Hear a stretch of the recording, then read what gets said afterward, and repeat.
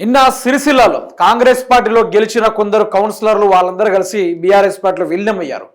అదే సిరిసిల్లలో వేదిక మీద కేటీఆర్ గారు మాట్లాడుతూ రైతు బంధు ఎట్లాగో బంధు పెట్టారు కానీ రాహుల్ బంధుని మాత్రం బంధు పెడతలేరనుకుంటూ మాట్లాడడం కూడా జరిగింది. ఆయన మాటలు వింటే రైతు బంధు పెట్టి రాహుల్ బంధు అని పెట్టుర్రి, ముఖ్యమంత్రి మాటకు ముఖానికి జీరో వాల్యూ, ఢిల్లీకి కప్పం కట్టేందుకు కొత్త పథకం తెచ్చిన రేవంత్ అన్నదాతకు ఎగ్గొట్టి అధిష్టానానికి ఏటా 1000 కోట్లు, అందుకే 4 విడతలుగా రైతు భరోసా బంధు పెట్టిండు.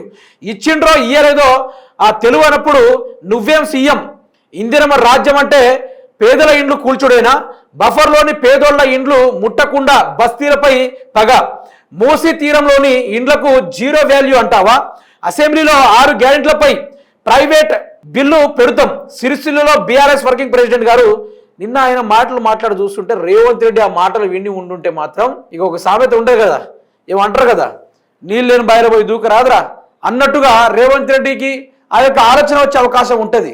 అంతా స్మూత్గా పద్ధతిగా నీట్గా హ్యాండిల్ చేసి మరి మాట్లాడడం కూడా జరిగింది. రైతు బంధు ఎంత ఇచ్చిండో ఎంత ఇయ్యలేదో తెలియనోడివి నువ్వు దేనికున్నావు పీకనీకున్నావు అనుకుంటూ కేటీఆర్ గారు నిన్న మాట్లాడడం కూడా జరిగింది. మరి తెలంగాణ రైతు బంధుని ఆడబెట్టిన ముఖ్యమంత్రి రేవంత్ రెడ్డి ఏం అవసరం రాహుల్ గాంధీకి ఇవ్వడానికి? ఈరోజు రాహుల్ గాంధీకి ఇవ్వడానికి నిన్ను గెలిపించిర్రా? రాహుల్ గాంధీ ఖర్చులకు డబ్బులు ఇవ్వడానికి నిన్ను గెలిపించిర్రా? దేనికోసం నిన్ను గెలిపించిర్రు? తెలంగాణను దేనికోసం ఇట్లా ఆగం చేస్తున్నామని కేటీఆర్గా ప్రశ్నిస్తూ ఉన్నారు. ఈరోజు రాష్ట్ర రైతులను కూడా చాలా మంది ఫోన్లు చేస్తూ ఉన్నారు. ఈరోజు రైతు బంధు రావడం లేదన్నా, అసలు రైతు బంధు ఏడు దాకా వచ్చిందంటే రైతు బంధు అప్పట్లో ఇప్పట్లో రాదిగా, ఏదైనా ఎన్నికలు ఉంటే తప్ప రైతు బంధు రాదు. వాళ్ళు క్యాబినెట్లో ఆమోదించారు రైతు బంధు పెట్టాలి. ఇక కేటీఆర్ గారు నిన్న చెప్పారు రైతు బంధును బంధు పెట్టాలి, రైతు బంధు లేకుండా చేయాలి, రైతు బంధు ఇవ్వడం వల్ల ఏ లాభం అని గతంలో ఉత్తమ్ కుమార్ రెడ్డి అన్నారు, తర్వాత రేవంత్ రెడ్డి గారు అన్నారు, తర్వాత వెంకటరెడ్డి కోమటిరెడ్డి గారు అన్నారు, రైతు బంధు అడిగిన చెప్పుతో కొట్టాలని వాళ్ళు కూడా అన్నారు.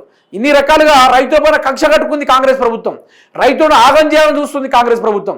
ఆనాడు పురుగుల మందు తాగిన రైతన్నులకు ఈరోజు భరోసాగా నిలబడిన కేసీఆర్ ప్రభుత్వం ఈనాడేమో మళ్ళీ వెనకటి కాలాన్ని తీసుకొచ్చి రైతులు మళ్ళీ చచ్చిపోవాలి, వాళ్ళ భూముల్ని కబ్జాలు చేసుకున్నట్టుగా రేవంత్ ప్రయత్నిస్తున్నట్టుగానే మనకు కనబడుతూ ఉంది.